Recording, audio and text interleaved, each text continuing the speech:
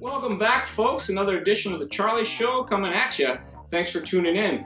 This week we're going to have a look at something that's kind of new to my hobby world. I've never done it before, drag racing, and more accurately, what they call no prep drag racing. And that means it's not on like a racetrack. They just find a parking lot or a strip of street that's not being used. They set up an unknown amount of street and they drag race. It's kind of like that show Street Outlaws, but you know, on a nerdier scale. So I'm a big fan of that.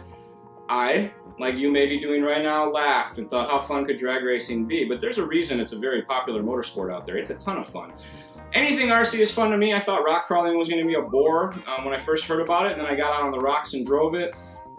And I think I like every form of RC just about, and no prep drag racing is another one. There was a handful of guys in our area that got into doing this. They saw Tim Smith get started in Southern California, and what got everybody was how cool the cars look. They take a two-wheel drive, like a short course or a truck, and they put a full-fendered body on it. There's a bunch of SCT bodies that are old hot rods. I think Parma has a few, J-Concepts has a few, Proline has a bunch of scale accurate bodies that fit over the fenders as well, and people have started turning this into street drag race. So they run skinny tires in the front, big drag slicks in the back. It looks very, very cool, and so you get a lot of interest from just the fact that it looks cool, and then you set it down, do some hits, some rips, run some lines, and it's even more appealing.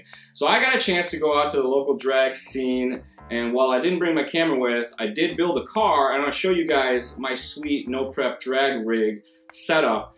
And it still has to be proven. I haven't got on the list yet or really done any official call outs, but we've done some test hits and some test rips and ran some practice lines.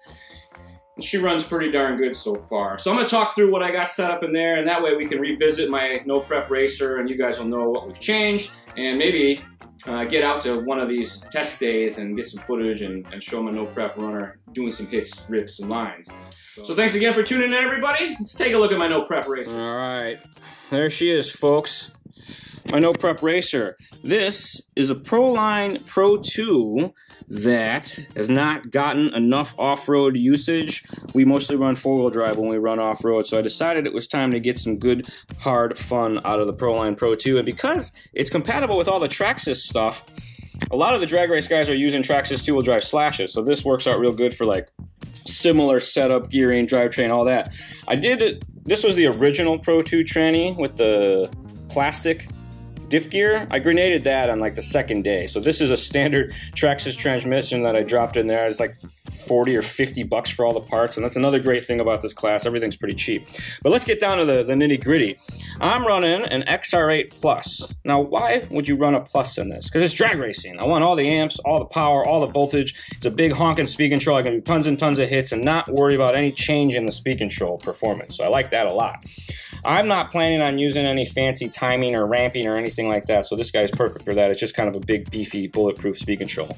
The motor I chose is a 3652, the short motor, and this is a 5100 kV. Why 5100 kV? Because that's what I had on the shelf that wasn't being used in anything. That's all. I gave my 6100 to the hobby shop guy when he started doing all this so he could run it. So he's got that, and I got a 5100. But that works out good because most of my friends are running this or a little bit slower, so we're kind of like spec drag racing, so that works out pretty decent. I have it geared with right now, it's a 54, and this is a 13 for testing. I had all the way up to like a 21 on there, but it was getting everything pretty hot, and it was going so fast that the tires were ballooning on top end, and the truck would kind of freak out. So that was no good. I geared it down. It's been a lot more consistent. We did get a chance to go run this guy, official 132 feet with some timing, and after like 4 or 5 runs, I got like a 3.0 at I want to say 45 or 46 miles an hour, and the fast guys run about 2.7 at up above 50 miles an hour. So I got a little work to do, but that's fine. I got plenty of pinion gear and a lot more chassis tuning that I can do.